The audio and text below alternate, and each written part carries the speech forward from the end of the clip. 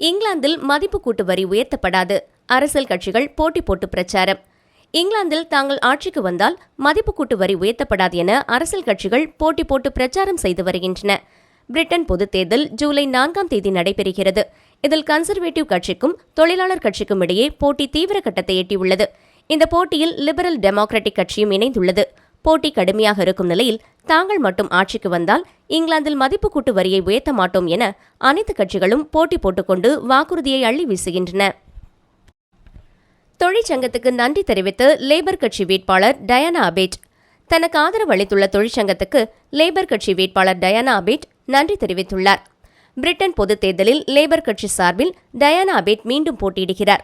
ஏற்கனவே இன ரீதியாக கருத்து தெரிவித்ததால் அவர் கட்சியிலிருந்து இடைநீக்கம் செய்யப்பட்டார். இந்த நிலையில் வரும் பொதுத் தேர்தலில் அவருக்கு மீண்டும் வாய்ப்பளிக்க கட்சித் தலைமை முடிவு செய்திருக்கிறது. இந்த நிலையில் அவருக்கு தொழிற்சங்கம் ஆதரவை தெரிவித்ததால் அவர்களுக்கு நன்றி தெரிவித்துள்ளார். வெளிநாடுகளிலிருந்து ஊழியர்களை பணியமர்த்தும் நிறுவனங்களுக்கு கூடுதல் வரி விதிக்க ரீஃபார்ம் கட்சித் தலைவர் ஆலோசனை. வெளிநாடுகளிலிருந்து ஊழியர்களை பணியமர்த்தும் தனியார் நிறுவனங்களுக்கு கூடுதல் வரி விதிக்கப்படும் என ரீஃபார்ம் கட்சித் தலைவர் ரிச்சர்ட் டைஸ் தெரிவித்துள்ளார். பிரிட்டனில் ஏராளமான தொழில் நிறுவனங்கள் இந்தியா போன்ற வெளிநாடுகளிலிருந்து வேலைக்கு ஆட்களை தேர்வு செய்து பணியமர்த்துகின்றன. இந்த நிலையில் அதற்கு எதிராக பிரச்சார கருத்து தெரிவிப்பதால் இந்திய வம்சாவளி வாக்காளர்களுக்கிடையே அவருக்கு வாய்ப்பு கிடைப்பது அரிதான செயல்தான் என்று அரசியல் நோக்கர்கள் தெரிவித்துள்ளனர். பிரிஸ்டலில் கிரீன் கட்சி பிரச்சாரம் தொடக்கம். பிரிஸ்டலில் கிரீன் கட்சி அதன் தேர்தல் பரப்புரையை இன்று தொடங்கியது.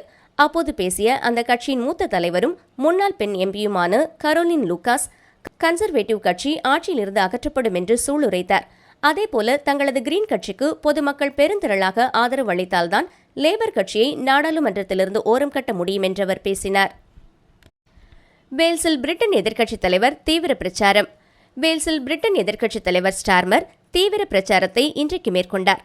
அப்போது தனது மனைவி மற்றும் குழந்தைகளுடன் வேல்ஸில் விடுமுறை நாட்களை கொண்டாடிய தினங்களை நினைவு கூர்ந்த அவர், இங்கு பொதுத் தேர்தல் நடத்தப்பட வேண்டும் என வேல்ஸ் மக்கள் நீண்ட நாட்களாக எதிர்பார்த்ததாக கூறினார். கடைசியில் பிரதமர் ரிஷி சுனக் தேர்தல் தேதியை அறிவித்துவிட்டதாக ஸ்டார்மர் கூறினார். தந்தை மகன் பிணமாக மீட்பு. சேஷிர் நகரில் தந்தையும் மகனும் சடலமாக மீட்கப்பட்டுள்ளனர்.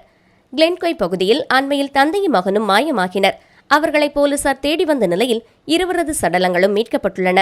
அவர்கள் எப்படி இறந்தார்கள் என்பது குறித்து போலீசார் விசாரணை நடத்தி வருகின்றனர். இங்கிலாந்தில் பயிற்சி மருத்துவர்கள் போராட்ட அறிவிப்பு. இங்கிலாந்தில் பொதுத் தேர்தல் நடைபெறுவதற்கு முந்தைய வாரம் போராட்டத்தில் ஈடுபடப் போவதாக பயிற்சி மருத்துவர்கள் அறிவித்துள்ளனர். அதன்படி ஜூன் 27ஆம் தேதி காலை 7 மணி முதல் 5 நாட்களுக்கு இந்த போராட்டம் தொடங்கும் என்று பயிற்சி மருத்துவர்கள் சங்கம் அறிவித்துள்ளது. ஜூலை 4ஆம் தேதி பொதுத் தேர்தல் நடைபெறவுள்ள நிலையில் அரசியலில் குழப்பத்தை ஏற்படுத்தும் விதமாக பயிற்சி மருத்துவர்கள் போராட்டம் அறிவித்திருப்பதாக பிரதமர் ரிஷி சுனக் கண்டனம் தெரிவித்துள்ளார்.